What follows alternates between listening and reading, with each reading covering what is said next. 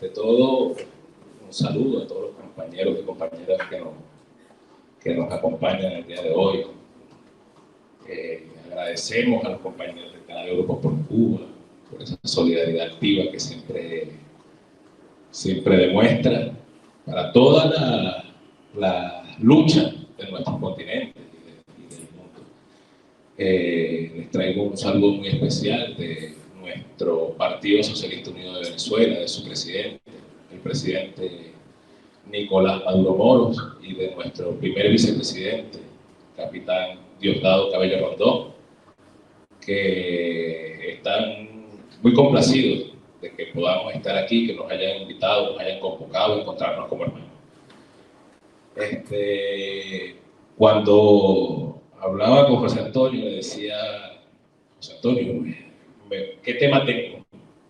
Me dice: Venezuela, Venezuela y Cuba, 2 revoluciones bajo ataque. Uy, bastante, porque si hablamos de ataque, de injurias, de métodos contrarrevolucionarios, Venezuela y Cuba son un ejemplo bastante grande. Había hecho 5 presentaciones, decía Antonio, llevo 5 presentaciones hechas para intentar explicar cómo es el ataque continuado de nuestros 2 procesos revolucionarios, que tienen mucha similitud, que son hermanos y paridos de una misma causa de nuestro pueblo. Y anoche llegaba a casa, después de ese encuentro que tuvimos, pensábamos qué nos ha dado Cuba, cómo nos ha ayudado, y dije: nada, ya no vale la pena hacer esto con una presentación, sino escribí algunas líneas que son importantes, que yo creo que son importantes para nosotros. Son muchos años lo que lleva Cuba sufriendo el bloqueo, las sanciones y el ataque al imperialismo. Nosotros desde Venezuela lo vivimos desde el 2013-14. Ha comenzado el ataque formal de sanciones y bloqueo. Desde el 98 nos están atacando, nos dieron un golpe de Estado en el 2002, paro petrolero, las guarimbas que han generado una cantidad de muertos gigantescos. Y nada de eso nos ha detenido. Y leyendo sobre todo eso decía, bueno, aquí entre compañeros y compañeras, y ayer me di cuenta de esto, dice, podemos cuantificar las cifras del bloqueo, pero podemos cuantificarle en dinero, en la cantidad que ha perdido y que ha sido robado a nuestro pueblo por parte del imperialismo. Pero solo conseguí, y revisando, conseguí solo datos económicos, y creo que no deberíamos detenernos solamente en eso, en el impacto económico que ha tenido las agresiones hacia nuestros países. Creo que aquí entre todos, y me di cuenta ayer de eso, que entre todos podemos hacer un análisis o una tesis sobre lo que ha implicado el bloqueo hacia Cuba y hacia Venezuela y hacia nuestros países en general. El sufrimiento que ha causado. Ayer me daba cuenta de eso y decía, bueno, no es necesario solo cuantificar el bloqueo en datos económicos, macroeconómicos. Cuando hablamos de 2 revoluciones agredidas, son 2 revoluciones que han sufrido el ataque multiforme del imperialismo. No es solo el ataque económico. ¿Cuántas veces o cuántos intentos de magnicidio contra Fidel o contra Chávez o contra el último que vivimos en Venezuela, que fue un ataque con drones para asesinar al presidente Nicolás Maduro? ¿Cuántos los hemos visto? ¿Cuántas medidas económicas, coercitivas, cuántas sanciones, cuántos intentos de invasión, cuánta operación de la CIA se ha extendido en nuestros países? Todos podemos dar cuenta de eso. Nos han atacado, y una de las tantas formas que tiene el imperialismo de atacarnos, es también a través de los medios de comunicación, los medios de información masivos, los conglomerados comunicacionales, que constantemente vierten mentiras, medias verdades, omiten hechos, y nuestros pueblos han resistido ante todo eso. Esa guerra comunicacional, ese ataque mediático ha sido constante entre nuestros pueblos. Vemos falangristas, grandes medios pagados, ahora con la nueva modalidad de los influencers, que anteponen todo su interés personal, su amor al dinero por encima del amor a la patria. A nosotros nos han satanizado, nos dicen el tridente del mal, Cuba, Venezuela y Nicaragua. Somos pueblos que estamos en la mira constante del imperialismo y que su ataque no cesa. Su ataque es criminal. Hay medios que han intentado, han comprado el mensaje del imperialismo cuando hablan de embargo. Es un embargo comercial contra Cuba, es una sanción contra personajes del gobierno de Venezuela. No es así, compañero.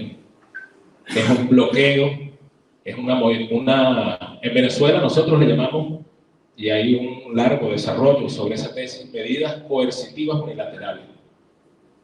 No existe una sanción. ¿Qué es una sanción?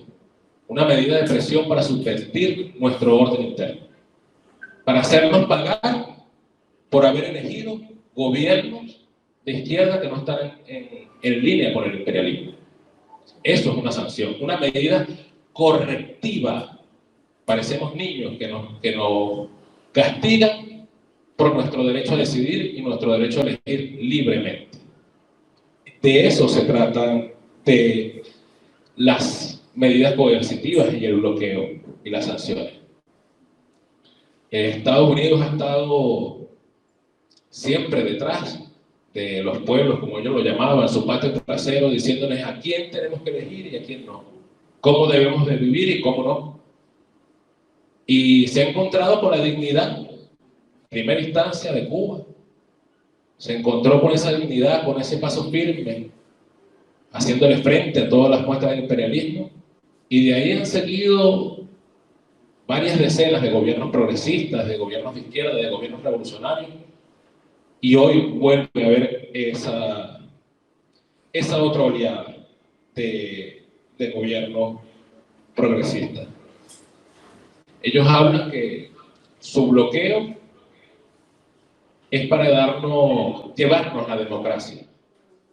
Nosotros, según ellos, que llevamos, en el caso de Venezuela, 26 elecciones en 20 años, donde la participación del pueblo popular, la participación popular es constante.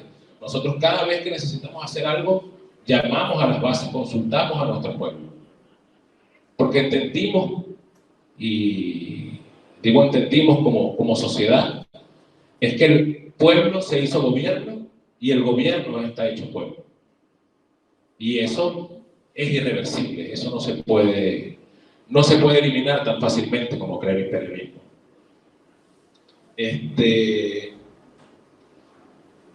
Ellos hablan de llevarnos su democracia, como decía ahorita, una democracia que muchos autores han definido como cleptocracia. Es el robo constante, es la privatización de lo público.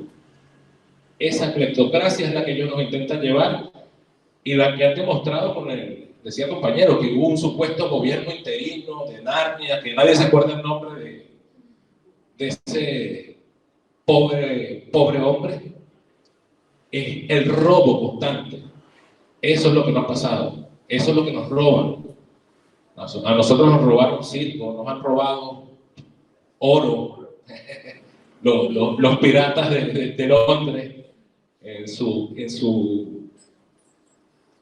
formato colonial, en lo que nunca han dejado de ser, grandes piratas que buscan apropiarse de los recursos de los extrarradios para traerlos a las metrópolis. Y yo ayer veía un ejemplo de esto. igual que los compañeros de Cuba que dicen mejor Cuba sin sanciones, nosotros decimos mejor elecciones sin sanciones. Porque ¿cómo alguien puede elegir libre y democráticamente si te están castigando por lo que eliges? Cuéntenme ustedes cómo yo te puedo decir a ti, tienes derecho a elegir, pero si eliges mal, te castigo. ¿Quién puede vivir así? En el 40, desatada la Segunda Guerra Mundial, en Reino Unido estaba Churchill, suspendió las elecciones durante 5 años por la conmoción, las elecciones generales. Ese gobierno de Churchill estuvo en funciones durante 5 años, hasta el 45 estuvo en funciones. ¿Por qué no hizo elecciones? Porque decía que un pueblo bajo ataque y bajo la conmoción de la guerra, con la economía devastada y con la gente sin acceso a sistemas de salud y a otras clases de factores como la alimentación, no podía elegir bien a su gobernante porque no era libre. Entonces nosotros hemos hecho ese llamado desde Venezuela. ¿Quieren elecciones? Levanten las sanciones. Que nuestro pueblo tenga derecho a elegir y a decidir libremente, sin coerción alguna.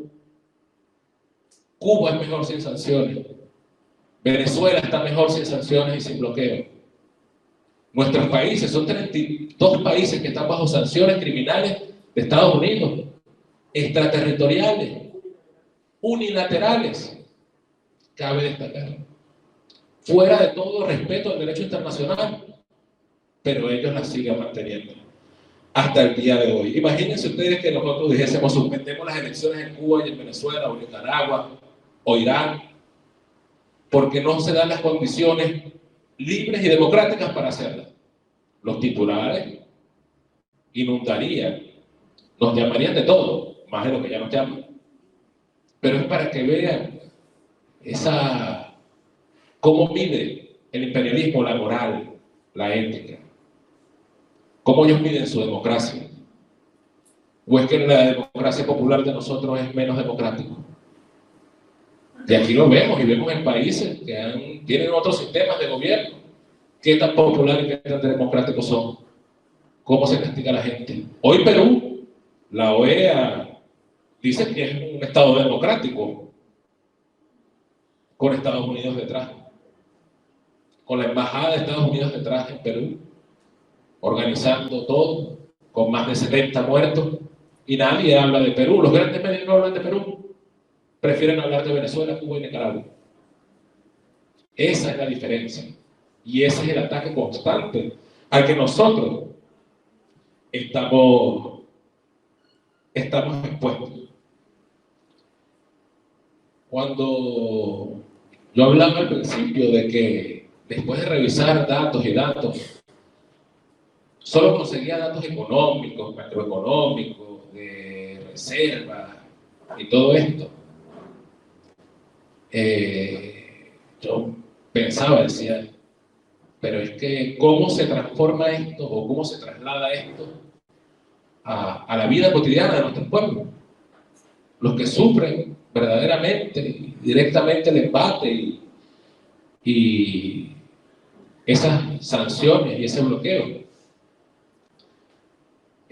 Compañeros, la OFAC, ¿saben cuál es la OFAC? Ese mecanismo que tiene los gringos es una oficina de extorsión, se llama. O sea, es una oficina para extorsionar a los pueblos. De eso es la OFAC, ya que les den otro nombrecito, pero es una oficina netamente para la extorsión. Todo el que entra en la lista de la OFAC está extorsionado. Si colaboras con los gringos, te sacan de la lista de la OFAC. Pero todo el que esté ahí es un sistema de extorsión para bloquearnos, para ahorcarnos. Lo que pude conseguir yo sobre una cifra que nunca están de más es que Cuba tiene 320 sanciones coercitivas unilaterales. 320. 231, si no me equivoco, son de la etapa de Donald Trump. 243 son de la etapa de Donald Trump. Solo en la etapa de Donald Trump. Y 50 en plena Oh, imagínense ustedes. Son 320 sanciones. Yo le preguntaría a ustedes, ¿ustedes saben cuántas lleva Venezuela hasta ahora? Hasta la última, que fue hace pocas semanas, llevamos 927 sanciones. Nos han atacado por todas las vías posibles. Hicieron que nuestro ingreso bajara casi el 98%. Y es que eso no se resiente en la sociedad. Eso no se resiente en los planes de protección social que tienen nuestros gobiernos. Díganme ustedes quién vive así, con una casa donde entraban 1.000 euros y ahora entran 900. Ahora entran $20, 20 euros. ¿Quién no se resiente de esa forma? Según los datos que también encontré, que están de más, el bloqueo ha supuesto a Cuba 147.853 millones de dólares en pérdida para Cuba. Para Venezuela, en solo 7 años, ¿no? Desde el 14 al 23, 9 años, ha supuesto, según la oficina del Observatorio contra el Bloqueo que se realizó, que hay una oficina contra el bloqueo en Venezuela, que es una página web donde pueden verlo, cada punto donde se nos ha sancionado. Se estima en 646.000 millones de dólares la pérdida de estos años. Quizás ahí no esté el avión retenido en Argentina, en esa cuenta. Pero son miles de millones que iban a la inversión social que dejaron de ir. Dejaron de ir ese inmenso flujo de dinero a los planes del gobierno que no se han detenido, pero no avanzan de la misma forma que avanzaban antes. Y es inviable. Y es que el gobierno, podemos culpar al gobierno cubano o al gobierno venezolano por no ceder y por no rendirse. Ellos hablan de sanciones al gobierno. ¿Y quién sufre las sanciones del gobierno? Son nuestros pueblos los que las sufren. Nuestros gobiernos, y yo estoy seguro que los compañeros de Cuba y nosotros los venezolanos damos fe y damos cuenta del enorme esfuerzo que hace nuestro gobierno para poder seguir y llevar a cabo los planes, los programas, los proyectos públicos que hacen falta en nuestros países. Y para que vean lo significativo de esas cifras, que en cantidad son gigantescas, yo me hacía una pregunta: ¿cuántos de nosotros podemos cuantificar la pérdida de vidas de lo que esto significa? Porque el dinero es dinero, es un medio para llevar a cabo mejoras en nuestras sociedades. Pero ¿cuánta gente ha muerto en nuestros países porque no tiene para hacer servicio una planta eléctrica? ¿Cuánta gente ha muerto en nuestros países porque no ha podido acceder a los medicamentos, a los quirófanos, a las salas de rayos X? ¿Cuánta gente pudo haber desarrollado un cáncer que era previsible y que se podía prevenir porque no contábamos con un tomógrafo? Porque las sanciones evitan que nosotros compremos los materiales, que nos presten servicio a nuestras cosas. ¿Cuánta gente ha muerto por el bloqueo? Yo no lo encontré. Es muy difícil, creo, cuantificar cuánta gente ha muerto víctima del criminal bloqueo que se les aplica a nuestras revoluciones y a nuestros gobiernos. ¿Cuánto puede haber afectado la ingesta, la falta de ingesta y el consumo de ciertos alimentos en el tallaje de nuestros niños? ¿Podemos prever eso a 20, 30 años? si nuestros niños, o los que hoy son niños, han sido afectados por ese mismo esquema, por no poder mantener una alimentación adecuada. Socialmente nos deja mucho, nos deja mucho. ¿Cuántas víctimas hemos perdido por ataques biológicos del imperialismo? A las guarimbas. ¿Dónde dejamos todo eso? Yo creo que la denuncia del bloqueo debe estar en ese punto, debe ser central en nuestra denuncia. Es que las víctimas y las pérdidas humanas no se pueden comprar con dinero.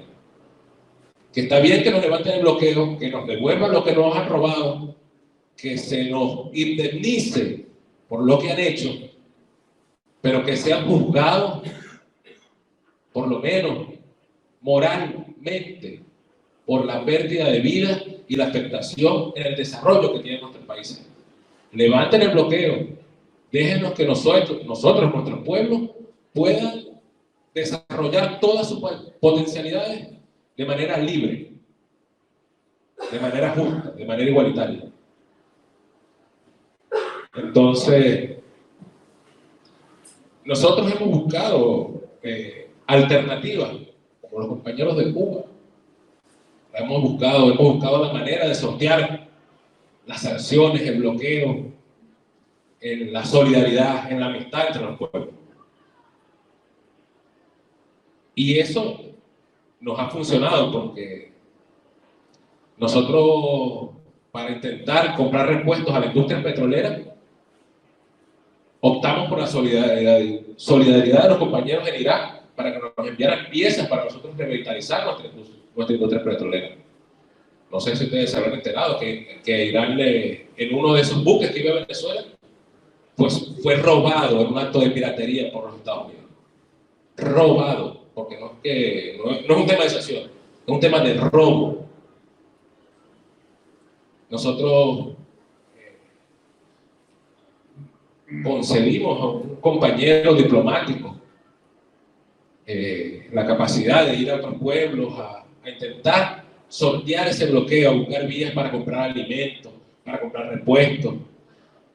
No sé si muchos conocerán el caso del compañero Alessandro. Este es un compañero que nosotros seguimos levantando nuestra voz, denunciando el doble secuestro de este compañero. Este es un compañero que iba por el mundo buscando alimentos, medicinas para nuestro pueblo. De hecho, les digo el cuento brevemente, resumiéndolo. Este compañero iba camino a Irak en una misión diplomática para en Cabo Verde a repostar el avión en que iba, sin ningún basamento legal. Es secuestrado por las autoridades de Cabo Verde por instrucciones del gobierno de Estados Unidos, cuando Cabo Verde y Estados Unidos no tienen convenio de extradición, cuando no se había metido una alerta roja para detenerlo y violando la inmunidad diplomática, lo que asienta un grave precedente para nuestra relación en el mundo. O sea que ahora mismo empezamos como en el viejo oeste, se detiene a quien sea, no importa su cargo, la inmunidad y el convenio y los tratados internacionales, no importa. Una vez secuestrado en Cabo Verde, lo secuestra Estados Unidos y se lo lleva a Miami, donde está siendo juzgado por la mejor justicia. De 8 cargos que estaban imputando a este compañero, le han dejado solo uno. 7 se cayeron, no tenían veracidad jurídica para poder llevarlo a cabo. Y hoy un juez decide en Estados Unidos que este compañero no es diplomático porque su gobierno no reconoce al gobierno de Venezuela. La jurisprudencia, todo el avance judicial ha quedado tirado por el suelo porque el juez se ha limitado a interpretar políticamente a quién reconoce y quién no reconoce su gobierno, que es lo mismo que nos ha pasado con el oro robado. Un juez determina que la reina o el rey o su monarquía no reconoce a nuestro gobierno. El reconocimiento lo da su rey, pero bueno, es otra cosa. A pesar de todo esto, compañeros, no quiero quedarme en todo lo malo. El imperialismo norteamericano invierte millones de dólares al año en tanques del pensamiento, maquinando, conspirando a ver cómo destruye nuestros procesos revolucionarios. Y conspira y traen a gente, grandes teóricos de la conspiración y del neoliberalismo, para sacar sus matrices, para imponer, para intentar llevarnos a una guerra fratricida, una guerra civil, una guerra entre hermanos, entre nuestros pueblos, dentro de nuestros propios pueblos, subvertir cualquier capacidad, subvertir el orden de nuestros países. Y si yo viese por un huequito en esas reuniones, se dan en la cabeza y dicen, pero ¿cómo se sostienen esas revoluciones? ¿Por qué siguen esos dos procesos revolucionarios o tres procesos revolucionarios? Porque en todas las ecuaciones ellos olvidan el pueblo. En todas las ecuaciones que hace el imperialismo, olvidan que hay gente comprometida con su gobierno, que hay gente que no se vende, que hay gente que tiene una moral y una ética revolucionaria que está por encima del dinero. Y ahí es donde se da, ahí es donde está mal el cálculo del imperialismo. Nuestra organización, nuestros partidos son base y pieza fundamental en la resistencia contra el imperialismo, en toda su forma. El imperialismo, como pone lo económico por encima del humano, piensa que con dinero se consigue todo y con dinero se compra todo. Un revolucionario no piensa de esa forma. Ponen el individuo como el centro de nuestros procesos políticos y de nuestros procesos revolucionarios. Les voy a dar un ejemplo, compañeros. Hablo desde lo que puedo conocer un poco más, que es la estructura del Partido Socialista Unido de Venezuela. Para que ustedes comprendan la magnitud de la capacidad de organización que tienen nuestros partidos y nuestros gobiernos. Hace poco, el año pasado, se eligieron los jefes y jefas de calle. Jefes y jefas de calle. Son representantes de nuestro partido en las comunidades. Nosotros elegimos casi 267,000 jefes y jefas de calle. En su mayoría jefas de calle. No hay una calle en Venezuela que no tenga una representación del partido ahí. Son los primeros en atender las necesidades del pueblo. Son los primeros que en situación de conflicto, de desastre, como las últimas inundaciones que hubo en el centro del país, están ahí dándole la cara y la respuesta a la gente. Diciéndole a la gente que está su partido y por ende su gobierno junto al pueblo. Eso es una parte de la estructura de nuestro partido, que es bueno que todos los compañeros y compañeras lo sepan. Y le aseguro que Cuba debe haber una organización igual o parecida sobre este tema.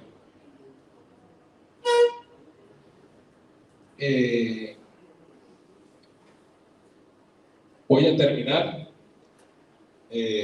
queridas hermanas, camaradas, es que todo esto que se nos aplica, que el imperialismo nos aplica, que este esquema de bloqueos, de medidas coercitivas, unilaterales, no es más que un síntoma de la enfermedad.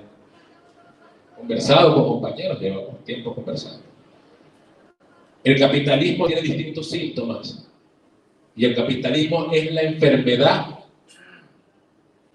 que nos aplican. Las sanciones solo son un síntoma, el bloqueo es solo un síntoma, la guerra mediática, los intentos de invasión, las conspiraciones, intentos de magnicidio solo son síntomas de la verdadera enfermedad que es el capitalismo. Y nosotros y nosotras estamos seguros de que no han podido ni podrán con nosotros con la esperanza, la lealtad y la virtud de un pueblo. Cuba y Venezuela son muestras de ello, de la resistencia, de la organización popular, de un pueblo hecho gobierno. Y eso no nos lo quita nadie, compañeros y compañeras.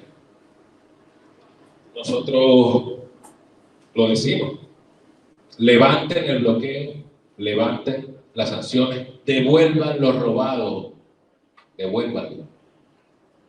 Y como decimos en Venezuela, nosotros tenemos patria o muerte, venceremos. En Venezuela el comandante lo cambió en un momento de su vida y nos quedamos con él. Independencia y patria socialista. Viviremos y venceremos. Gracias, camarada.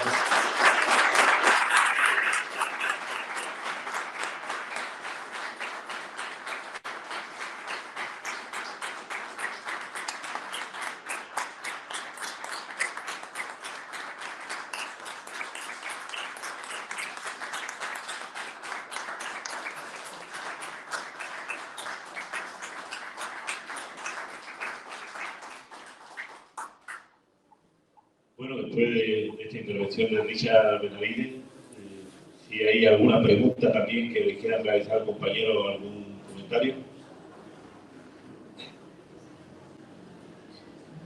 Bueno, pues yo voy a ser yo. No, yo primero, como a todos los compañeros que están aquí, agradecerle su presencia, no solamente hoy, sino siempre que el canal lo ha requerido, ha estado con nosotros, ha participado con nuestro canal. Y sé que Venezuela está llevando una labor increíble en las redes, en el orden comunicacional.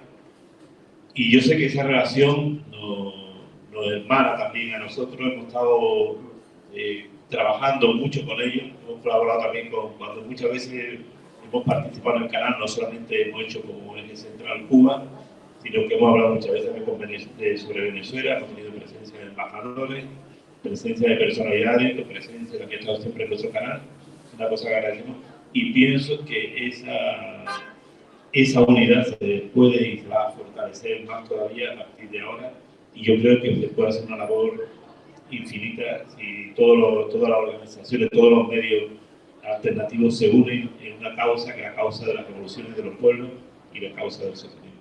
Muchas gracias por la pregunta.